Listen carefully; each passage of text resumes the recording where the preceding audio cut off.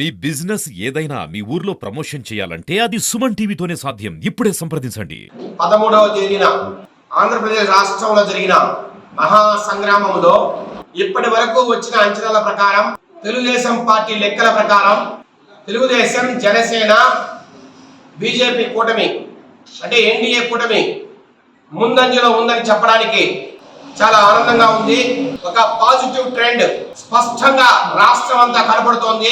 చంద్రబాబు నాయుడు గారి మీద, పవన్ కళ్యాణ్ గారి మీద, అట్లాగే కేంద్రంలోని మోడీ ప్రభుత్వం మీద కూడా పూర్తిగా ఒక నమ్మకంతో ఈ రాష్ట్రంలో జరుగుతున్న అరాచకాల్ని, అవినీతిని అంతమొందించాలా, ఈ రాష్ట్రంలో జరుగుతున్న దమనకాండను ఆపాలా, అభివృద్ధి అనే పదాన్ని ఎక్కడా కూడా లేకుండా ఈ రాష్ట్రాన్ని అధోగతి పాలు చేసిన జగన్మోహన్ రెడ్డి గారిని పూర్తిగా బంగాళాఖాతంలో కలిపేయాలా అనే ఒక కృత నిశ్చయంతో, ఒక మహా ఆశయంతో ఈ రాష్ట్రాన్ని ఒక 10 నుంచి 15 ఏళ్ల పాటు ఎనికి నెట్టిన ఈ వైసీపీ పరిపాలనను ఇప్పటికైనా కుకటితో పెగిలించకపోతే ఈ రాష్ట్రం సర్వనాశనం అయిపోతుందనే ఒక ఆవేదనలో, వయసుతో సంబంధం లేకుండా, జెండర్తో సంబంధం లేకుండా పూర్తిగా అన్ని వర్గాల వారు, అన్ని కులాల వారు పూర్తిగా ఏకపక్షంగా ఈరోజు రాష్ట్రం అంతా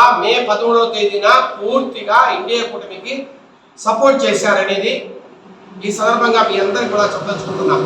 నారా చంద్రబాబు నాయుడు గారు రాజంపేటకు వచ్చినప్పుడు మన రాజంపేట వాసుల చిరకాల కోరికైన అన్నమయ్య జిల్లా కేంద్రాన్ని ఇక్కడే స్థాపిస్తాం, ఇక్కడే నెలకొల్పుతాం, మమ్మల్ని గెలిపించండి అనే ఆయన అభ్యర్థనలోనే ఈరోజు వేలాది ఓట్ల మెజారిటీ ఈరోజు రాజంపేట టౌన్లో ఉందని దానికి పూర్తిగా మద్దతు ఇస్తున్న ప్రజలు చూస్తే అర్థమవుతుంది. అట్లాగే రాజంపేట రూరల్ అన్నమయ్య డ్యాం కొట్టుకుపోయినప్పుడు ఎన్నో ప్రకృతి వైపరీత్యాలు వస్తుంటాయి, ఎవరైనా కాదనం. విపరీతమైన వాళ్ల పడటం వల్ల, రకరకాల కారణాల వల్ల పింఛా డ్యాం తిగిపోయి ఆ నీరంతా అన్నమయ్య డ్యాం మీద పడి అన్నమయ్య డ్యాం కొట్టుకుపోయి ఇంతమంది ప్రాణాలు పోయినప్పుడు, పూర్తిగా 400 మంది ఇల్లు లేక నిర్వాసితులైనప్పుడు, వాళ్ళ భూములు కోల్పోయినప్పుడు ఈ ప్రభుత్వం పూర్తిగా నిర్లక్ష్య వైఖరి అవలంబించిన కారణంగా ఈరోజు రాజంపేట రూరల్ మండలం పూర్తిగా పశుమయమైంది. ప్రతి నియోజకవర్గంలోనూ ఎమ్మెల్యే అభ్యర్థి కన్నా కిరణ్ కుమార్ రెడ్డి గారికి ఎక్కువ ఓట్లు వచ్చాయి. ఈ విషయం మీకు 4వ తేదీ అర్థమవుతుంది. కాబట్టి నేను ఒక్కడే చెప్పదలుచుకున్నా, బీజేపీ అభ్యర్థిగా నిలబడిన శ్రీ నల్లారి కిరణ్ కుమార్ రెడ్డి గారు కనీసం 1,00,000 ఓట్లకు పైగా మెజారిటీతో గెలుపు సాధిస్తారని మాకు విశ్వసనీయ సమాచారం. నేను డిబేట్ చేయడానికి సిద్ధం. ప్రతి కాన్స్టిట్యున్సీలోనూ టీడీపీ మీద అభిమానంతో, ఆప్యాయతో ఓట్లేశారు. ఇది స్పష్టంగా పీలేరు నుంచి రాజంపేట కోడూరు వరకు స్పష్టంగా ఇది కనపడింది. కాబట్టి నేను ఒక్కడే చెప్పదలుచుకున్నా, తెలుగుదేశం పార్టీ కార్యకర్తలకు, నాయకులకు అందరికీ ఒక విషయం చెప్పదలుచుకున్నాం. ఈరోజు వైసీపీ వారు ప్రతి బూత్లోనూ గొడవ చేయడానికి సిద్ధపడ్డారు. ప్రతి పోలింగ్ బూత్లోనూ గొడవ పెట్టుకున్నారు. నేనే ప్రత్యక్ష సాక్షిని. తెలుగుదేశం జనరల్ ఏజెంట్గా నేను నెల్లూరు మండలంలో తిరిగితే ప్రతి పోలింగ్ బూత్లోనూ వాళ్ళు అరాచకాలు చేయడానికి సిద్ధపడ్డారు.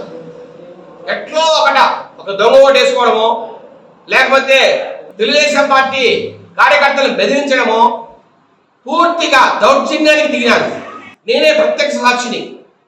సిద్ధవరం నుంచి వీరపల్లి వరకు ప్రతి దగ్గర, ప్రతి పోలింగ్ బూత్లోనూ వాళ్ళు దౌర్జన్యానికి దిగిన మాట వాస్తవం. ఈ పార్టీని కానీ, ఈ నాయకుల్ని కానీ ఇబ్బంది పెట్టడం మీ తాత ముత్తాతల వల్ల కాదు జగన్మోహన్ రెడ్డి గారు. ఈ విషయాన్ని మీరు గుర్తుపెట్టుకోవాలా. ఇక్కడ ఎవడు భయపడేవాళ్ళు లేడు. పోలింగ్ రోజు నుంచి ఈ రోజు వరకు మీరు చేసిన దౌర్జన్యాలు ప్రతి ఒక్కరూ గమనిస్తున్నారు. మీరు అనుకుంటున్నారు కేవలం ఓట్లేశారు, ఇంకా మమ్మల్ని ఏం చేస్తారని. ఈ రాష్ట్రం నుంచి శ్రీలంకలో ఏం జరిగింది? రోడ్ల మీద మంత్రులను ప్రధానమంత్రి తరిమి కొట్టారు. ఆ పరిస్థితి మీరు దయచేసి తెచ్చుకోవద్దు. ఈ రాష్ట్రంలో మేము 120 సీట్లకు పైగా వస్తాయంటున్నాం. 151 సీట్లు దాటి వచ్చినా అతిశయోక్తి కాదు. ఎందుకంటే ఓటింగ్ శాతం ప్రబలంగా ఉంది. క్రితం సారి కన్నా ఇప్పుడు పెరిగింది. ఈ ప్రభుత్వం నాశనంగా పోవాలా, ఈ ప్రభుత్వాన్ని మనం గద్దెదించాలనే ఒక కృత నిశ్చయంతోనే ప్రజలంతా పోలింగ్ బూత్కి వచ్చారు. కాబట్టి ఇది 151 సీట్లకు దాటి వచ్చిన కూటమి అభ్యర్థులు. దాంట్లో ఏం ఆశ్చర్యపోవాల్సిన అవసరం లేదని కూడా ఈ సందర్భంగా మరొకసారి తెలియజేస్తూ రాజంపేటలో నాయకులందరికీ కూడా విన్నవిస్తున్నాం. ఆ రోజు వరకు మేము వెయిట్ చేస్తూనే ఉంటాం.